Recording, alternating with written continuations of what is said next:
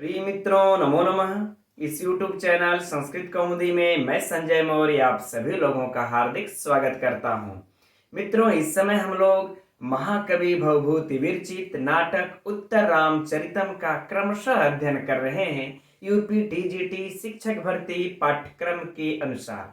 और हम लोग पिछले कुछ कक्षाओं में महाकवि भवभूति का संपूर्ण जीवन परिचय, उत्तर रामचरितम के संपूर्ण भूमिका और इसके 7 अंक की कहानी का अध्ययन कर चुके हैं। और अब आगे हम लोगों को इसके तृतीय अंक का अध्ययन प्रारंभ करना है, किंतु उससे पहले हम लोग इस मंगलाचरण का अध्ययन करते हैं, इस नांदी पाठ का अध्ययन करते हैं, क्योंकि इससे परीक्षा में प्रमुखता से प्रश्न पूछा जाता है, यह सुनिश्चित है। तो इसमें कितने पद वाली नांदी है, कैसा मंगला ये चरण है, इसकी व्याकरणात्मक टिप्पणियां, उत्तर रामचरितम इस शब्द में कौन सा समास है, किस प्रकार इसकी व्युत्पत्ति होती है इत्यादि देखा जाएगा। इसके बाद हम लोग तब चल करके तृतीय अंक का अध्ययन प्रारंभ किया जाएगा। तो चलिए आज की कक्षा का अध्ययन प्रारंभ करते हैं इस मंगलाचरण के साथ, महाकवि भवभूति द्वारा विरचित उत्तर रामचरितम के नाटक के। तो पहले पढ़ लेते हैं एक बार हम लोग। इदं कविभ्यः पूर्वेभ्यो नमो वाकं प्रशास्महे विंदेम देवता वाचम अमृतात् मनः कलाम। देखिए किस प्रकार से मंगलाचरण कर रहे हैं महाकवि भवभूति। थोड़ा सा मित्रों हम लोगों को अन्वय बना करके पढ़ना पड़ेगा, तो अन्वय बना करके हम लोग पढ़ लेते हैं। करें कविभ्यः पूर्वेभ्यो, करें कि पूर्ववर्ती, अपने पूर्ववर्ती है ना, पूर्ववर्ती कौन कह रहे हैं? महाकवि भवभूति कह रहे हैं कि अपने पूर्ववर्ती कविभ्यः अर्थात कवियों को, अपने पूर्ववर्ती कवियों को नमो वाकम, नमो वाकम, नमो वाकम अर्थात मित्रों नमस्कार करके या नमस्वाकम। जब इस तरह से हम लोग विच्छेद कर लेंगे तो क्या हो जाएगा कि नमस्कार कथन पूर्वक, नमस्कार कथन पूर्वक। ठीक है, कोई बात नहीं, हम लोग कर लेते हैं बस इतना ही। नमस्कार करके, नमस्कार करके, आगे बातें समझ में, यानी कि नमस्कार किए, कौन किए? महाकवि भवभूति किए। किसको किए? तो अपने पूर्ववर्ती कवियों को नमस्कार करके। तो इनके पूर्ववर्ती कवि कौन है मित्रों? वाल्मीकि आदि हैं। वाल्मीकि आदि कह ले, कालिदास आदि कह ले, है ना, वाल्मीकि आदि से लेकर के इनके पूर्ववर्ती ही हुए। तो इन सभी कवियों को, अभी इसमें भी किसको नमस्कार किए हैं, इसमें भी थोड़ी सी पंचायत है, आगे देखेंगे। फिलहाल इतना ही समझिए कि अपने पूर्ववर्ती कवियों को नमस्कार करके, राइट। अब देखिए आगे, आत्मनः कलाम। अब यहां चले आते हैं थोड़ा सा। आत्मनः कलाम, आत्मनः अर्थात परमात्मा, अर्थात करे कि परमात्मा, परमात्मा और कलाम यानी कि कला स्वरूप या फिर कह ले अंश स्वरूप। तो परमात्मा की कला स्वरूप, कला स्वरूप, कला स्वरूप या फिर अंश स्वरूप। तो परमात्मा की कला स्वरूप वाचम अमृत, है ना, तो वाचम अमृत, म में हलंत लगा देंगे तो इधर चला आएगा अमृत। अमृत अर्थात कह ले मित्रों अमर, अमृत अर्थात अमर, और वाचम मने वाणी, अमर वाणी, और देवता मने देवता, देवताम अर्थात देवता। तो करे अमर, करे कि अमर वाणी देवता, अमर देवता वाणी को, अमर वाणी देवता को विंदेम मने प्राप्त करें, विंदेम अर्थात प्राप्त करें, प्राप्त करें। ठीक होगी बातें समझ में? यहां हम लोग कर लेंगे खड़ी पाई। इदम मने यह, अब यहां पर चले आते हैं। इदम अर्थात यह, और प्रशास महे मतलब मैं प्रार्थना करता हूं, यह प्रार्थना करता हूं।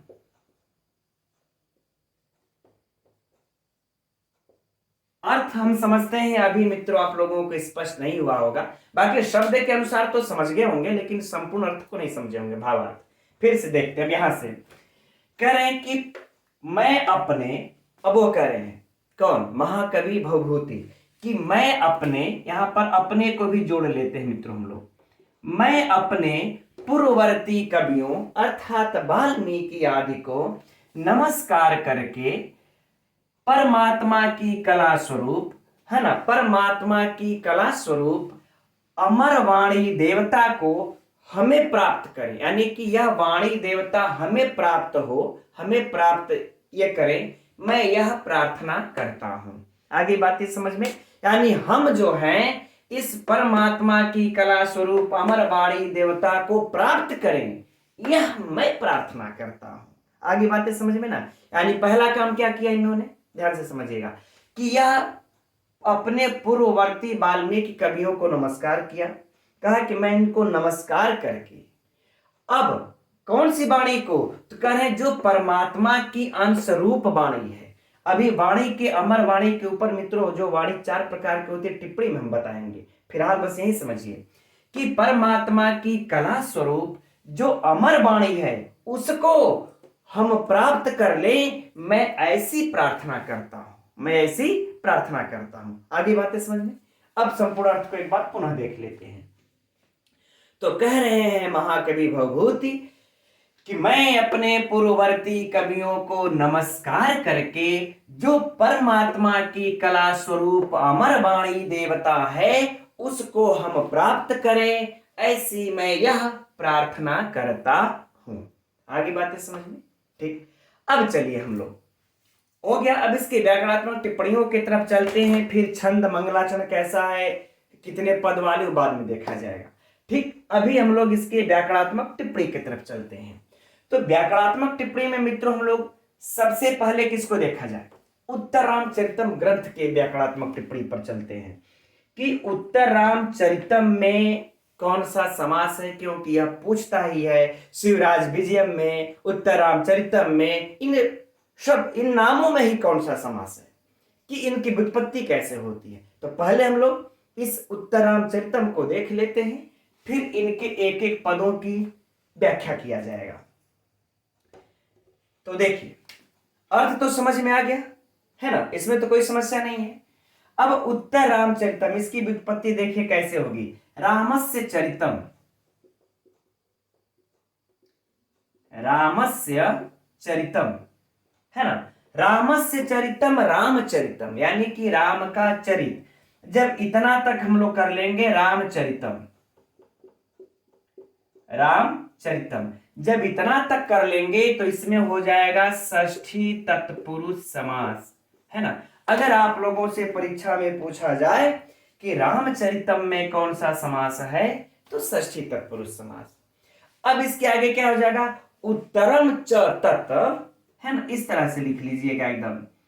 हो सकता है जिसके पास डॉक्टर कपिल देव द्विवेदी सर की पुस्तक होगी उसमें दिया होगा तो सिर्फ पढ़ ले, समझ ले, नहीं तो जिसके पास नहीं दिया होगा मित्रों एकदम नोट कर लीजिएगा, है ना। मैं कोई अलग से नहीं बता रहा हूं, जो पुस्तक में दिया है मैं वही बता रहा हूं। उत्तरम च तत्, उत्तरम च तत् रामचरितम, उत्तरम च तत् रामचरितम, उत्तर रामचरितम, उत्तर रामचरितम। अब इसमें तब कौन सा समास हो जाएगा मित्रों, कर्मधारय समास, है ना। तब विशेष विशेषण बन करके, अर्थात राम के चरित्र, जीवन चरित्र का वर्णन, जीवन वृत्त का वर्णन। चरित्र के मित्रों 2 अर्थ होते हैं, है ना, यहां पर हम उनका जीवन वृत्त वाला अर्थ लेंगे। तो राम के कैसे जीवन वृत्त का वर्णन करें, कि बाद वाला, अर्थात युद्ध के बाद का जो वर्णन है।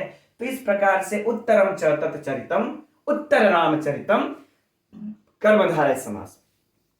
याद हो गया। अगर उत्तर रामचरितम में पूछा कौन सा समास, तो कर्मधारय समास, और अगर रामचरितम में पूछा कौन सा समास, तो षष्ठी तत्पुरुष समास। लेकिन मित्रों हम लोगों को एक समास और भी प्राप्त होता है ना। वह समास हम लोगों को एक और भी प्राप्त हो जाता है कि उत्तरम उत्तरम रामचरितम यस्मिन तत् उत्तर रामचरितम, है ना। अर्थात क्या हो जाएगा, बहुब्रीहि समास, कि ऐसा ग्रंथ जिसमें राम के उत्तर बाद का जीवन वृत्त का वर्णन हो, ऐसा ग्रंथ उत्तर रामचरितम। तो जब हम ये अर्थ ले लेंगे मित्रों, तो क्या हो जाएगा, इसमें बहुब्रीहि समास हो जाएगा, राइट। तो यह 3 प्रकार से आप लोगों को परीक्षा में प्रश्न पूछ के हो सकता है उलझाए। अगर उत्तर रामचरितम में पूछा कौन सा समास है, तो अगर विकल्प में कर्मधारय समास है तो इसको मारिएगा, अगर बहुब्रीहि समास है तो इसको मारिएगा। अब आप लोगों का प्रश्न हो जाएगा मित्रों कि अगर दोनों होगा सर तब, तो दोनों होगा अब तब तो हम उसमें क्या बता सकते हैं।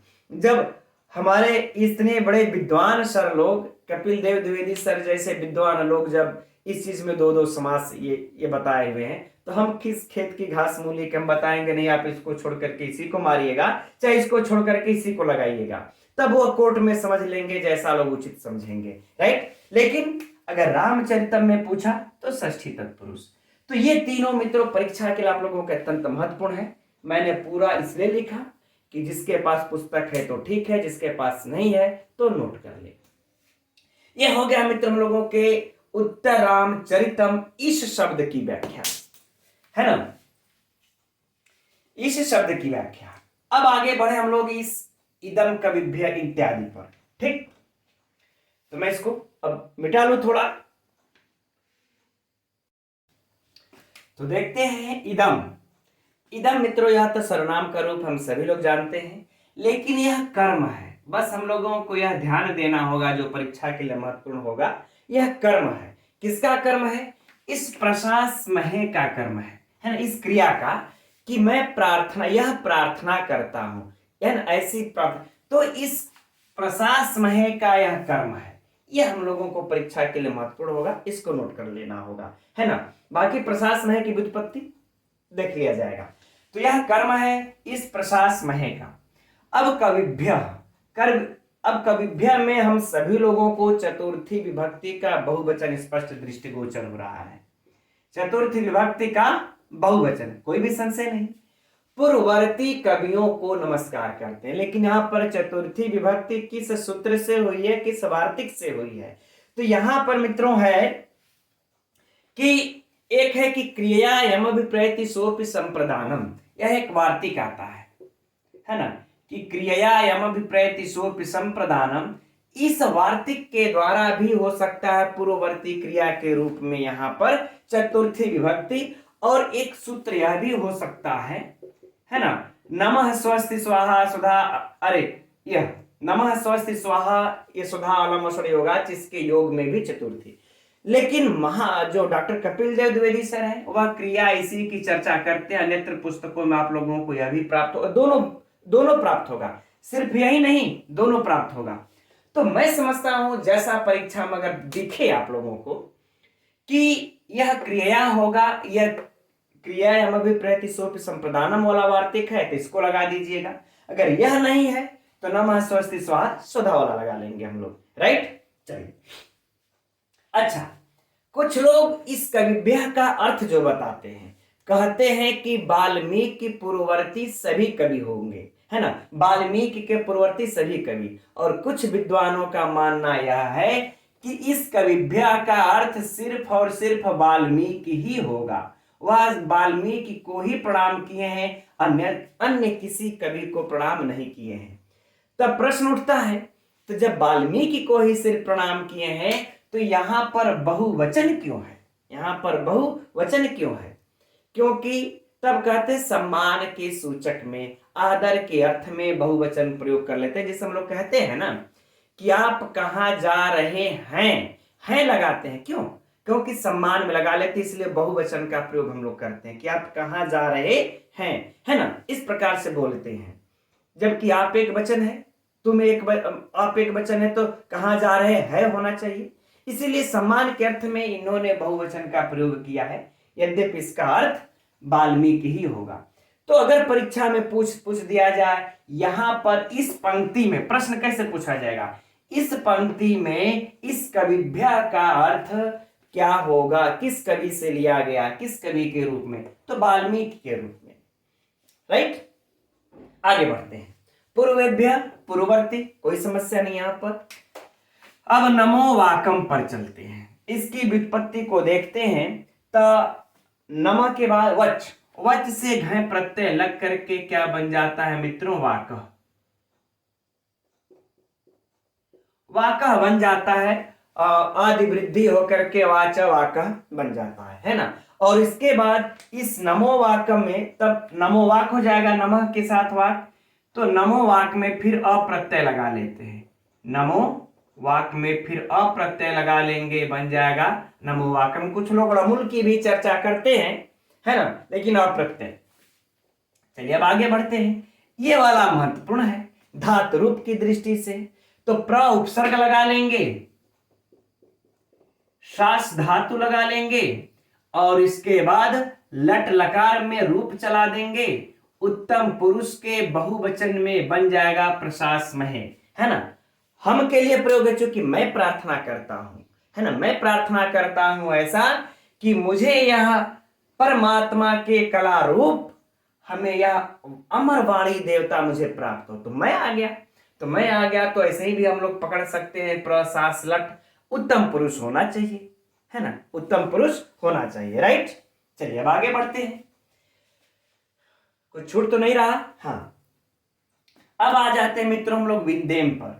विद्येम देखिए विद धातु का रूप है, यह विद धातु का रूप है, और विधिलिंग लकार में इसका बनता है, विधिलिंग लकार में उत्तम पुरुष का बहुवचन में रूप यह बनता है, उत्तम पुरुष का बहुवचन का रूप, कि ऐसा प्रार्थना करता हूं, अरे मुझको प्राप्त हो, मुझे प्राप्त होना चाहिए। क्योंकि विद धातु मित्रों देखिए जो है वह 4 गणों में प्रयोग होती है, 4 गणों में प्रयोग होती है, अनेक अनेक अर्थ में, ज्ञान के विचार में ये प्राप्त, इसके कई अर्थ होते हैं। ठीक, तो यहां पर जो अर्थ है प्राप्त होने के अर्थ में। राइट, चलिए अब बात करते हैं हम लोग देवताम पर। देवताम, तो देखिए देव शब्द है, देव शब्द से बनता है देवता, लेकिन देव शब्द जो है यह पुल्लिंग का शब्द है, यह नोट कर लीजिएगा, परीक्षा के लिए महत्वपूर्ण।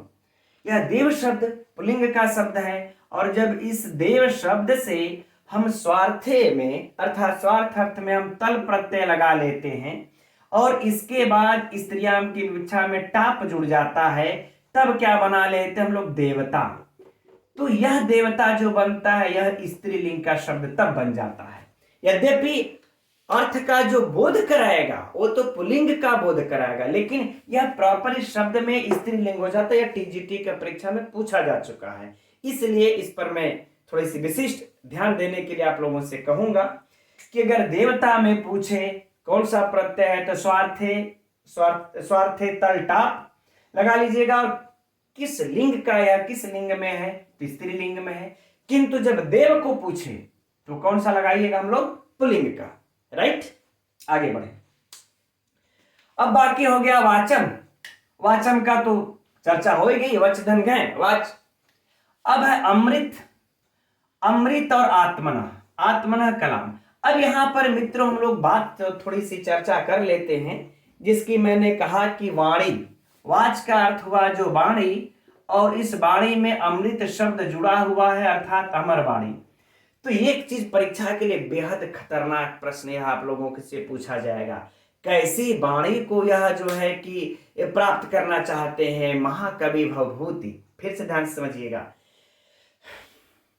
महाकवि भवभूति कैसी वाणी को प्राप्त करना चाहते हैं, तो अमर वाणी को प्राप्त करना चाहते हैं। तो आप लोगों के जेहन में दिमाग में प्रश्न उठना चाहिए मित्रों, अमर वाणी, क्या अमर नाम की भी कोई वाणी होती है क्या? अमर वाणी किसको कहते हैं? अरे वाणी तो वाणी होती है, नहीं, वाणी के 4 भेद होते हैं, उसमें से यह जो है अमर वाली वाणी को प्रणाम करते हुए 4 भेद कौन से होते हैं, चलिए हम नोट कर देते हैं यहीं पर आप लोगों को।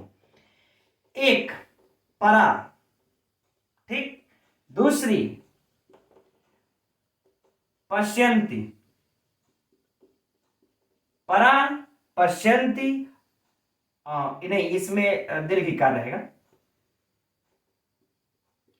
परा, पश्यन्ति। तीसरा मध्यमा,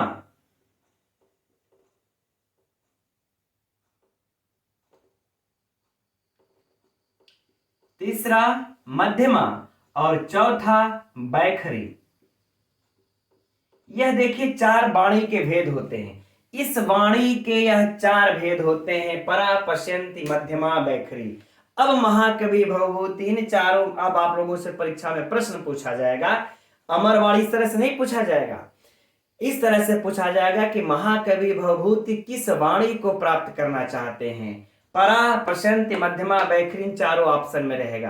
क्या लगाइएगा, यह सोचिए अगर ऐसे प्रश्न अगर पूछा जाए परीक्षा में, कितना, अगर आप लोग जब गहराई से अध्ययन किए रहेंगे मित्रों, सोचिए अध्ययन हल करने में इसको कितना आनंद आएगा, है ना।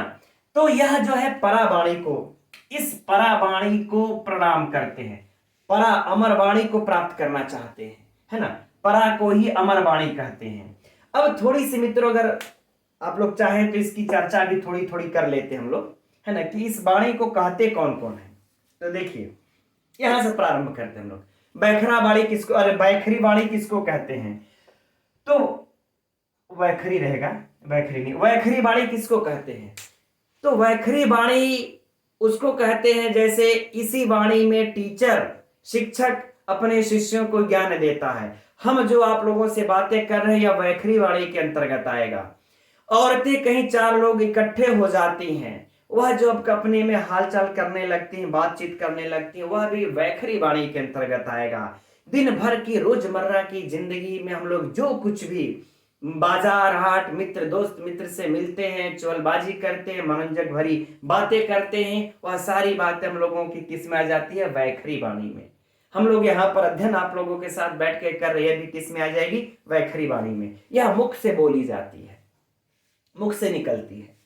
अब आती है बात है कि मध्यमा वाणी तब किसको कहते हैं, तो मध्यमा वाणी इसको कहते हैं मित्रों, जैसे कि जब किसी भी प्रकार की वाणी को बोलते बोलते व्यक्ति उसका अभ्यस्त हो जाता है, चेहरे पर वह भाव भंगिमा आ जाती है, वह भौहें, वह नेत्र, यह होठ, यह ललाट, मस्तक पे जो सिकुड़न इत्यादि, ये जो हाव भाव जब आ जाते हैं, जब उसमें आदमी दक्ष हो जाता, उसकी आदती हो जाती, इससे जब बोलने लगते तो इसको, इस वाणी को हम मध्यमा वाणी बोलते हैं। जैसे अगर किसी पुरोहित को लेंगे, वह उस प्रकार की वाणी को बोलते बोलते तो दक्ष हो जाते हैं, उस प्रकार के चेहरे पे भाव भंगिमा होती है ना, वो मध्यमा वाणी में होंगे। किसी सेल्समैन को यदि आप देखेंगे तो वह भी अपना सेल्स, अपने प्रोडक्ट को बेचने के लिए देखते हैं, वह बिल्कुल आपके सामने आएंगे एकदम रटी रटाई वाणी में, हाँ sir, hello sir, good morning sir, मैं इस जगह से आया हूँ, आपके सर, इस प्रकार से बोलते हैं। आपके घर में सर कोई समस्या है, अगर आपके घर में सर मच्छर लग रहे हैं, तो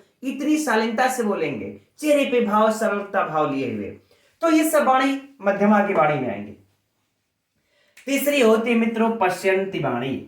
पश्यन्ति, यह वाणी कौन सी होती है, यह आत्मा से निकलती है। यह वाणी आत्मा से निकलती है और सीधे आत्मा से टकराती है, और इसी वाणी के अंतर्गत, इसी वाणी के, और अपने लपेटे में ले लेती है। जिस भी आत्मा से टकराती है लोगों को लपेटे में ले लेती है और अपने जैसा ही बनाने का प्रयत्न भी करती है। यह पश्यन्ति वाणी होती है। जैसे आप लोग देखे होंगे जब हम लोग जाते हैं सत्संग में किसी, तो सत्संग में जब वो जो वाणी बोलते हैं हमारे गुरु जी बैठ करके, जिसको भी हम गुरु मानते हैं, जिसको भी हम अपना इष्ट मानते हैं, जब वो बोलते हैं उन आत्मा से उनके वाणी निकलते और सीधे हमारे हृदय आत्मा को टकराती है और हम उनके जैसा बनने का प्रयत्न करते हैं, उनके जैसा बन जाते हैं। और यह दोनों प्रकार से हो सकती है। बुरे संगत में फंस करके आदमी बुरा भी बन जाता है, बुरी वाणी सुन करके, यार चलो चोरी करते हैं, इतना है, इतना माल ये मिलेगा, इतना रुपया कमाएंगे, तो बुरी भी बन जाता है। और अच्छे सत्संग को सुन करके अच्छा भी बन जाता है। तो यह पश्यन्ति वाणी जो होती है वह बुरा भी बना देती है इंसान को और अच्छा भी बना देती है, और अपने लपेटे में ले लेती है कुल मिला जुला करके, राइट। अब बात करते हैं मित्रों परावाणी को। यही वह परावाणी है जो कि अमर वाणी जिसको हम लोग कहते हैं, अमर वाणी कहते हैं। अब आप लोग सोचते होंगे अब ये कहां से निकलती है, ये तो आत्मा से हो गई, या तो चेहरे के भाव भंगिमा इत्यादि से हो गया, या मुख से हो गया। ये कहां से निकलती है? मस्तिष्क से निकलती है मित्रों। और कहते हैं इस परावाणी को पाने के लिए बहुत मेहनत करना पड़ता है। कई बार लोगों को कई कई जन्म लग जाते हैं। और कह रहे जो अष्ट सिद्धि का नाम सुने होंगे, उसमें एक सातवीं जो सिद्धि होती है, जो सातवीं, उस सिद्धि का ज्ञान आवश्यक होता है, उस सिद्धि को प्राप्त करना आवश्यक होता है। तब जा करके इस परा अमर वाणी को निकलते हैं। और हम मस्तिष्क में हमारे कंपन होता है, विचार उत्पन्न होता है, और वह कंपन युक्त जो विचार है, वो जो वाणी है, इस आसमान में, इस ब्रह्मांड में वह भ्रमण करती है, विचरण करती है, और वह कभी नष्ट नहीं होती है। उसी को यहाँ पर कहते हैं अमर वाणी। ऐसी वाणी होती है परावाणी। तो इस परावाणी को महाकवि भवभूति प्राप्त करना चाहते हैं। ये वैखरी वाणी को नहीं, या मध्यमा वाणी को नहीं कि बस चेहरे से लगे कि हम कवि हैं, हम कवि की तरह बोल लेते हैं, नहीं, ऐसी वाणी को नहीं। और वह किसी अपने जैसा इस तरीके के भी नहीं। वह किस वाणी को प्राप्त करना चाहते? इस परावाणी को। आगे बातें समझ मित्रों? मैं समझता हूं अब इससे ज्यादा विस्तृत व्याख्या क्या हो सकती है। आगे बढ़ते हैं, नहीं तो आप लोग कहेंगे क्या चीजें बतानी थी और क्या बता रहे हैं। अब आत्मना, आत्मना अर्थात मित्रों परमात्मा, और कलाम अर्थात कला। इधर की व्याकरणात्मक टिप्पणी का कोई विशिष्ट दम नहीं है ना। आत्मना अर्थात, हाँ हो गया, चलिए ठीक। अब बात करते हैं मित्रों, अब इसमें से तो इसके व्याकरणात्मक टिप्पणी इत्यादि में से कुछ शेष तो नहीं बचा ना, है ना। अब बात कर लेते हैं हम लोग इसमें कितने पद वाली नांदी है। अष्टपदा नांदी आप लोगों ने सुना होगा, द्वादश पदा नांदी सुना होगा, है ना। कितने प्रकार की नांदी होती है, इसमें कौन सी नांदी परीक्षा के लिए महत्वपूर्ण है और कैसे है, क्योंकि एक दो बार लोगों ने प्रश्न भी किया हुआ है कैसे है। तो चलिए देखते हैं हम लोग, पहले इसको हटा लेते हैं, फिर बताते हैं कि अष्टपदा द्वादश पदा नांदी इस प्रकार से कैसे हो रही है। सुप और तिंग के माध्यम से मित्रों हम इसके पदों को गिनते हैं, है ना। सुप और तिंग के माध्यम से हम इसके पदों को गिनते हैं।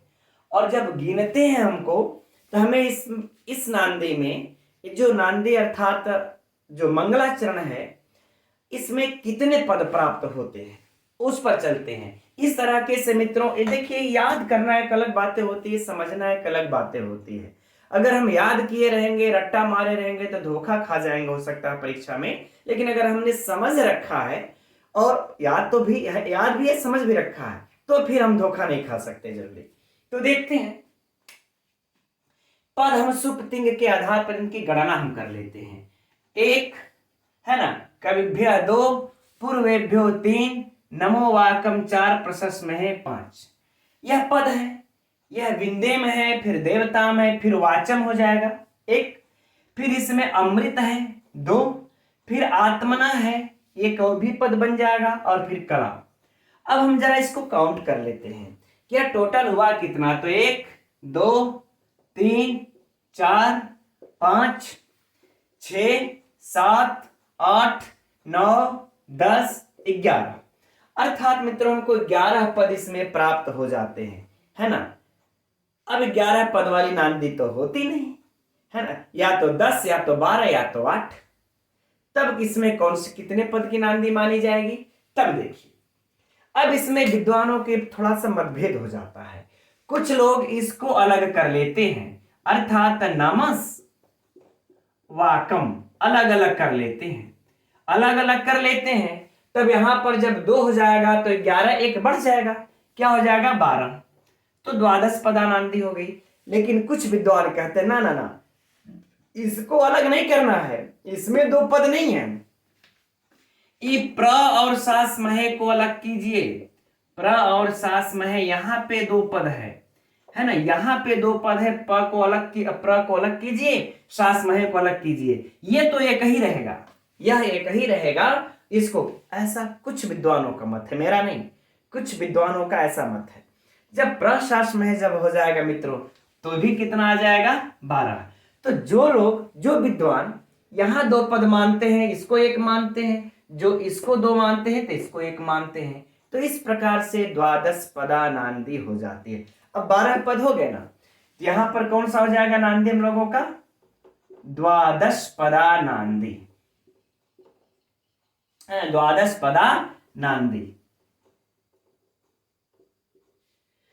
राइट। ये हो जाएगा हम लोगों का द्वादश पदा नांदी। इसी तरह से मित्रों हम लोग अन्य भी श्लोकों में जब भी जहां भी हम लोगों को इस तरह से पूछा जाए, आप लोग आराम से जोड़ घटा करके बता सकते हैं इसमें कौन से पद वाली नांदी है। चलिए, यह परीक्षा का प्रश्न फाइनल हुआ। अब इसके बाद हम लोग यह चर्चा कर लेते हैं कि यह मंगलाचरण है कैसा। मंगलाचरण 3 प्रकार के सरल सभी लोग जानते हैं। नमस्कारात्मक है कि वस्तु निर्देशात्मक है या फिर आशीर्वादात्मक है। तो मित्रों यह कैसा मंगलाचरण है? नमस्कारात्मक है, नमस्कारात्मक,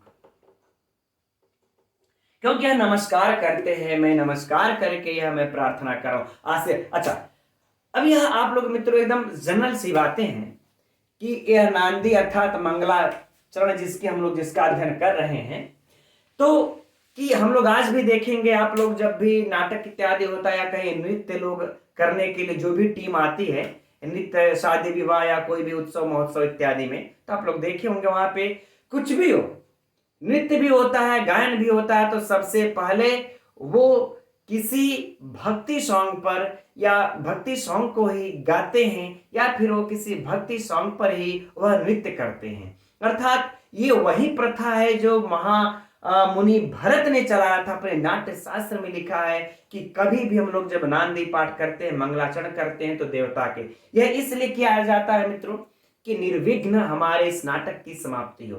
तो या तो वह नमस्कार करते हैं अपने इष्ट देवता को, या तो फिर आशीर्वाद प्राप्त करते हैं, वह मुझे आशीर्वाद प्राप्त करें, या फिर सीधे वस्तु निर्देशात्मक वस्तु पर आ जाते हैं, तो उसमें भी किसी न किसी देवता के शब्दों को लेकर के वस्तु निर्देशात्मक पर आते हैं, तो भी प्रार्थना करते हैं। तो इस प्रकार से नांदी कहते हैं। तो इन्होंने कैसा क्या किया? नमस्कार किया। अब इसमें छंद कौन सा है? अगर छंद को देखा जाए मित्रों, तो यहां पर अनुष्टुप छंद है, जिसको हम लोग श्लोक छंद भी कहते हैं या फिर अनुष्टुप छंद कह लें, राइट है ना। अब जरा बताइए, इसमें अब ऐसा कुछ तो शेष नहीं बचा जो हम लोगों से परीक्षा में छूट रहा हो, लगभग, है ना। भावार्थ हो गया, अर्थ हो गया, प्रश्न हो गया, बाकी कैसे पूछा जाएगा, क्या क्या है, वो सब हो गया। अब हम लोग आगे बढ़ते हैं, लेकिन अब आगे बढ़ते नांदयन्ते थोड़ा सा नाटक का इस प्रथम अंग का ही मित्रों एक भाग देख लेते हैं, जो कि सूत्रधार कहता है, ना, अलम विस्तरेण आकर के कहता है कि ये कब नाटक खेला जा रहा है, क्या चीजें हैं। तो इस पर भी थोड़ा सा परीक्षा के लिए महत्वपूर्ण है, पूछा जाता है इसमें से एक प्रश्न। तो मैं समझता हूं उसका अगर अध्ययन कर लें, फिर हम लोग अब तृतीय अंक की तरफ बढ़ा जाएगा, तब बेहतर होगा। तो अब आगे इस नांदी पाठ के बाद, इस मंगलाचरण के बाद यह सूत्रधार मंच पर आते हैं और इन वाक्य को बोलते हैं। और इस वाक्य को अध्ययन करना मित्रों इसलिए अनिवार्य है, इसलिए आवश्यक है, क्योंकि इससे परीक्षा में कई ठो प्रश्न इसमें बनते हैं जो कि परीक्षा में पूछे जा चुके हैं और पूछे जा सकते हैं। इसलिए यह परीक्षा की दृष्टि से अत्यंत महत्वपूर्ण है। तो पहले इतने का अध्ययन कर लेते हैं हम लोग, तब तृतीय अंक के अध्ययन के तरफ अग्रसर हुआ जाएगा हम लोग, ठीक। तो देखते हैं, सूत्रधार आकर के कह रहे हैं। अब सूत्रधार के बारे में तो आप सभी लोग जानते ही होंगे कि सूत्रम प्रयोग अनुष्ठानम धारयेत इति सूत्रधारः, अर्थात जो अनुष्ठान का प्रयोग इत्यादि करके जो बीज रखता है सूत्र कथानक का, उसी को हम क्या कहते हैं? सूत्रधार कहते हैं। और भी इसकी डेफिनेशन है, अखर आगे देखेंगे। पर हम लोग अर्थ को देखते हैं कि सूत्रधार कह क्या रहे हैं। कह रहे हैं कि अलम इति विस्तरेण, अर्थात अत्यंत विस्तार की, अलम यहां निषेध अर्थ में आया है कि अत्यधिक विस्तार की आवश्यकता नहीं है, अत्यधिक विस्तार की आवश्यकता नहीं है। फिर आगे कहते हैं कि अद्य, यानी ज्यादा विस्तार में हमको नहीं जाना है, अब सुनिए धीरे, कि अद्य माने आज, अद्य अर्थात आज खलु मने निश्चय ही भगवत मने भगवान काल प्रिया नाथस्य, काल प्रिया नाथस्य अर्थात भगवान शंकर, अर्थात भगवान शिव। इसलिए मित्रों, क्योंकि काल प्रिया, काल प्रिया किसको कहते हैं? मां पार्वती को कहते हैं। काल प्रिया किसको बोलते हैं? मां पार्वती को कहते हैं। इस काल प्रिया नाथस्य, अब पार्वती का स्वामी अर्थात नाथस्य अर्थात स्वामी, कि काल प्रिया का स्वामी, तो काल प्रिया का स्वामी कौन है? शिव। तो अगर मित्रों, अगर परीक्षा में आप लोगों से प्रश्न पूछ दिया जाए सिर्फ काल प्रिया तक ही, कि काल प्रिया का अर्थ होगा, काल प्रिया शब्द किसके लिए प्रयोग किया है महाकवि भवभूति ने, तो निसंकोच एक ही उत्तर मारिएगा, पार्वती। यदि आप लोगों को काल प्रिया नाथस से पूछ दिया जाए, काल प्रिया नाथ, नाथस नहीं, काल प्रिया नाथ कह, तो शिव, और काल प्रिया का तो पार्वती। राइट, ये चीज याद रखिएगा। अब अच्छा आगे बढ़ते हैं कि इस भगवान शिव का यात्रायाम, यात्रायाम अर्थात मित्रों कह लें इस की वार्षिक उत्सव, इसका अर्थ क्या हो जाएगा कि वार्षिक उत्सव, वार्षिकोत्सव या फिर यात्रा का अवसर, वार्षिकोत्सव है ना, या फिर भगवान शंकर का वार्षिकोत्सव है या फिर यात्रा का अवसर है। और आर्य मिश्रान, आर्य मिश्रार अर्थात आप सभी, अतः आप सभी, मिश्र यहां पर आदर सूचक अर्थ में लाया है बहुवचन में, तो आप सभी को विज्ञाप्याम यानी कि सूचित करता हूं, आप सभी को सूचित करता हूं, है ना, आप सभी को सूचित करता हूं। एवं अत्र भवंत, एवं अत्र भवंता का मतलब होता है मित्रों यहां पर उपस्थित पूजनीय, उपस्थित, तत्र भवंता अनुपस्थित जो यहां पर नहीं है ना, अत्र भवंता जो यहां पर उपस्थित है, उपस्थित पूजनीय, ठीक, उपस्थित पूजनीय, विदाम कुर्वन्तु माने जाने। खैर चलिए इसका बातें हम लोग बाद में करेंगे, पहले इतना ही बातों को समझ लें क्योंकि यह परीक्षा के लिए महत्वपूर्ण है। इसमें मित्र हम लोगों के जो काल प्रिया शब्द जो आया है, काल प्रियनाथस, ये वाला शब्द जो आया है काल प्रियनाथस, यह महाकवि भवभूति ने अपने तीनों नाटकों में इसको प्रयोग किए हैं, अर्थात मालती माधव में, उत्तरामचरित में और महावीर चरित में, तीनों में इन्होंने इनको कालप्रियनाथ शब्द का इन्होंने प्रयोग किया है। तो ऐसा माना जाता है विद्वानों के द्वारा कि यह कालप्रियनाथ का मंदिर है जहां पर कोई वार्षिक उत्सव होता है या फिर इनकी यात्रा का जो उत्सव होता है उस समय नाटक खेला जाता था, उस समय वहां पर नाटक खेला जाता था। और यही नाटक जो उत्तरामचरितम वहां पर खेला गया है उसी कालप्रियनाथ के अवसर पर, वार्षिक उत्सव पर, और यह नाटक मालती माधवम भी कालप्रियनाथ के वार्षिक उत्सव पर खेला जा चुका है, और वह महावीर चरितम भी। चूंकि प्रारंभ में आके तीनों बात कह रहे हैं, फिर से ध्यान से मेरी बात को समझिएगा। यहां सूत्रधार आकर के यही ना ये कह रहा है कि हे महानुभावों, हे पूजनीय, हे आर्य मिश्रान, आज निश्चय ही क्या है भाई, कालप्रियनाथ का मंदिर है, वहां सारे लोग एकत्रित हैं और आकर के सूत्रधार कह रहे हैं कि हे महानुभाव, हे पूजनीय लोगों, आज क्या है, भगवान शिव का वार्षिक उत्सव है, आज भगवान शिव का वार्षिक उत्सव है। और इसलिए मैं आप सभी लोगों को जानता हूं, सूचित करना चाहता हूं, ज्यादा विस्तार में जाने की तो आवश्यकता है नहीं, मैं आप सभी लोगों को सूचित करता हूं। अब महाकवि भवभूति के बारे में बताकर कहते हैं कि मैं आज इस नाटक को हम लोग खेलेंगे, अर्थात सूत्रधार की इस बात से ज्ञात होता है कि उस वार्षिक उत्सव के अवसर पर वहां पर नाटक उत्तरामचरितम खेला जा रहा है ना, अभिनय किया जा रहा है। और इसी तरह से महावीर चरितम में भी कहते हैं, तो यह भी बातें निकलकर सामने आ जाती है कि महावीर चरितम नाटक भी कालप्रियनाथ के किसी न किसी वार्षिक उत्सव पर खेला गया, और मालती माधव भी। तो परीक्षा के लिए प्रश्न सुनिए। अब कहेंगे आप लोग सर परीक्षा में प्रश्न कैसे आएगा, तो परीक्षा का प्रश्न यह आया था, पूछा जा चुका है कि महाकवि भवभूति का तीनों नाटक किस अवसर पर खेला जा चुका है। महाकवि भवभूति का तीनों नाटक किस अवसर पर खेला जा चुका है। तो काल प्रिया यानी कि शिव के वार्षिकोत्सव पर खेला जा चुका है। काल प्रियानाथस्य अर्थात शिव के वार्षिकोत्सव पर महाकवि भवभूति का तीनों नाटक खेला जा चुका है। यह प्रश्न पूछा जा चुका है। अब अगर प्रश्न को घुमाया कि उत्तर रामचरितम कहाँ खेला गया है ना, या काल प्रियानाथ के अवसर पर वार्षिकोत्सव पर कौन सा नाटक खेला गया, तब आप लोग क्या बताएंगे। ऑप्शन ए सुनिए, प्रश्न को पलटते हैं कि काल प्रियानाथ अर्थात भगवान शिव के वार्षिकोत्सव पर या यात्रा के अवसर पर कौन सा नाटक खेला गया। विकल्प एक उत्तर रामचरितम, महावीर चरितम, विकल्प सी मालती माधवम, डी सर्वे। हम लोग पढ़ा दे देखेंगे तुरंत उत्तर रामचरितम टिक मार देंगे, तो ना नहीं करना, सर्वे सही नाटक खेले गए थे, है ना। ये परीक्षा का महत्वपूर्ण बिंदु है। तो वही कहता है सूत्रधार कि अधिक विस्तार में जाने की आवश्यकता नहीं। आप सभी लोग जानते हैं सदियों से या वर्षों से, विगत वर्षों से इस भगवान शिव के वार्षिक उत्सव पर नाटक खेला जाता है और आज भगवान शिव का वार्षिक उत्सव है। और आप सभी को इसलिए मैं सूचित करता हूं कि हे पूजनीय लोगों, विदाम कुर्वंत मतलब जानिए। क्या जानिए आप लोग, विदाम कुर्वंत जानिए, ग्रहण कीजिए इसको।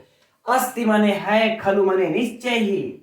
कौन, तत्र भवान काश्यपः, काश्यप गोत्र में उत्पन्न। कौन, काश्यप गोत्र में उत्पन्न। अब जरा बताइए आप लोग, यह प्रश्न परीक्षा में पूछेगा कि नहीं। अब स्पष्ट हो गया ना कि काश्यप गोत्र में उत्पन्न श्रीकंठ पद है ना, यह श्रीकंठ पद से सुशोभित उपाधि कह लें। श्रीकंठ इस उपाधि से सुशोभित, लांछन अर्थात लोग इसका अन्य अर्थ भी विद्वान लोग लेते हैं, लांछन अर्थात कलंकित के अर्थ में, लेकिन यहां पर अर्थ लिया जाएगा सुशोभित।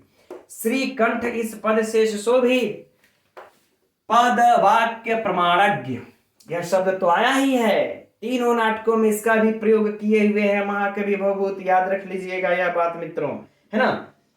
पद व्याकरण, अब इस पे चर्चा तो हो ही चुकी है पहले भी कि व्याकरण न्याय और व्याकरण मीमांसा और न्याय, इन तीनों के ज्ञ माने जानकार, इन तीनों के विद्वान भवभूति नाम जतुकर्णी पुत्र, जो कि जतुकर्णी के पुत्र हैं, उन जिनका नाम भवभूति नाम है और इन तीनों के जानकार हैं और श्रीकंठ के पद से उपाधि से सुशोभित है और काश्यप गोत्र में उत्पन्न है। इनके अब आगे भी कहते हैं कि इनके द्वारा रचित नाटक उत्तर रामचरितम आज खेला जाएगा। इसलिए अब अधिक विस्तार की आवश्यकता नहीं है। आगे बातें समझ मित्रों, फिर से एक बार संपूर्ण अर्थ को देख लीजिए। सूत्रधार मंच पर आता है और इस अनुष्ठान बीज को अर्थात कथा के बीज को आरंभ करके कहता है अत्यधिक विस्तार की आवश्यकता नहीं है। आज भगवान शिव, आज निश्चय ही भगवान शिव का वार्षिक उत्सव अर्थात यात्रा के उत्सव का अवसर है। इसलिए आप सभी पूजनीय लोगों को मैं सूचित करता हूं, महानुभावों को यह सूचित करता हूं कि जानिए आप लोग कि आज यह काश्यप गोत्र में उत्पन्न श्रीकंठ उपाधि से सुशोभित व्याकरण न्याय मीमांसा इन तीनों के जानकार और जतुकर्णी के पुत्र भवभूति के द्वारा रचित नाटक आज यहाँ उत्तर रामचरितम आज यहाँ पे खेला जाएगा अर्थात अभिनय किया जाएगा। तो संक्षेप में बता दिया, बहुत अधिक विस्तार में भी नहीं गया। अब हम लोगों से अब जरा बताइए आप लोग, यह परीक्षा में पूछता है, श्रीकंठ उपाधि पूछता है, इनकी माता का नाम पूछता है, इनकी कौन से गोत्र में उत्पन्न हुए यह पूछता है, कब यह नाटक खेला गया यह भी पूछा जाता है टीजीटी में। इसलिए सिर्फ तृतीय अंक के ही चक्कर में मत पड़े रहिएगा मित्रों आप लोग, और बाकी यह सब पूछता है। इसलिए मैंने कहा आप लोगों को यह जानना आवश्यक है, राइट। तो चलिए अभी लोग नाटक खेलेंगे। अब आगे नाटक की कहानी प्रारंभ होती है। तो हम लोगों ने कल परसों में नाटक की कहानियां भी अध्ययन कर चुके हैं कि इसकी कहानी कैसे कैसे अब आगे बढ़ती है। अब यही सूत्रधार ही बाकी आगे की बातों को कहता है। अब वो कहानी सब लोग जानते ही हैं। अब हम लोग तृतीय अंक का अध्ययन प्रारंभ करते हैं। तो आज की कक्षा के लिए मित्रों इतना ही रहने देते हैं। अब आगे हम लोग तृतीय अंक का अध्ययन कल से प्रारंभ किया जाएगा। और कल से अब यह मैं इस तरह से लिख करके नहीं मित्रों, अब आप लोगों को स्क्रीन पर टाइप करके हम अध्ययन हम करवाएंगे, क्योंकि इस तरह लिखने में मेरा बहुत समय वेस्ट जाएगा, ज़्यादा समय लगेगा और आप लोगों को शायद ज़्यादा लंबे लंबे वाक्य होंगे तो समझने में भी इस पर त्रुटि होगी। तो हम स्क्रीन पर उसको टाइप करके अब उससे अध्ययन किया जाएगा। तो अब हम लोग कल मिलते हैं मित्रों। आप लोगों को यह कक्षा कैसी लगती है एक बार कमेंट्स करके अवश्य ही बताएं कि जो वैसे आप लोगों को कमेंट्स मिलते ही रहते हैं मुझे, और पढ़ करके मेरे अंदर उत्साह का संचार भी होता रहता है। तो ठीक है मित्रों, अब हम लोग कल मिलते हैं। तब तक के लिए नमो नमः, शुभ रात्रि।